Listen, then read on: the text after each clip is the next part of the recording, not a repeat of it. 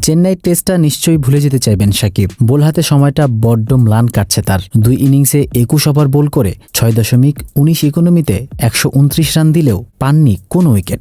ক্যারিয়ারে এত খরুচে সাকিবকে এর আগে কখনো দেখা যায়নি। এমনকি এর আগের ম্যাচে সাকিবের ইকোনমি কখনো 5-এর ঘরও স্পর্শ করেনি। পাশাপাশি ন্যূনতম 20 ওভার বোল করে এ নিয়ে 5 বারের মতো উইকেট শূন্য ছিলেন সাকিব। এই পরিসংখ্যানই বলে দিচ্ছে বোলার সাকিবের সময়টা কতটা খারাপ কাটছে। সম্প্রতি ক্রিকেট পোর্টাল ইএসপির সঙ্গে এক আলাপে সাকিবের বোলিং নিয়ে কথা বলেছেন ভারতের সাবেক ক্রিকেটার ও ধারাভাষ্যকার সঞ্জয় মাঞ্জরেকার। সাকিবের ব্যর্থতার জন্য বেশ কিছু কারণকে সামনে এনেছেন তিনি। বিশেষ করে ভারতীয় দলের বাঁহাতি ব্যাটসম্যানদের আধিক্য এবং উইকেটের ঠিকঠাক সহায়তা না পাওয়াকে মূল কারণ হিসেবে উল্লেখ করেছেন তিনি। বোলার সাকিবকে নিয়ে সাবেক এই ভারতীয় ব্যাটসম্যান বলেছেন, তার জন্য বড় একটা সমস্যা হচ্ছে ভারতীয় দলে অনেক বেশি বাঁহাতি ব্যাটসম্যান। শীর্ষ 6-এর 3 জনই বাঁহাতি। জসওয়াল, ঋষভ পান্ত এবং রবীন্দ্র জাদেজা 3 জনই বাঁহাতি এবং তারা ভালো ব্যাটসম্যানও।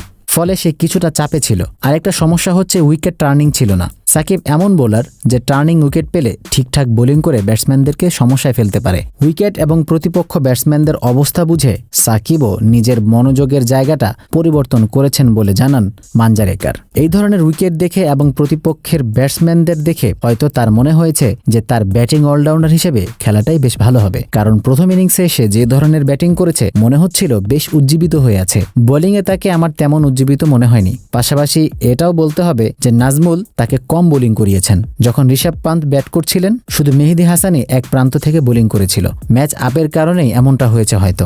তবে পরবর্তী টেস্ট ম্যাচে আমরা বোলিং সাকিবকে অবশ্যই চাই। আপনার গুরুত্বপূর্ণ মতামতটি জানতে চাচ্ছি।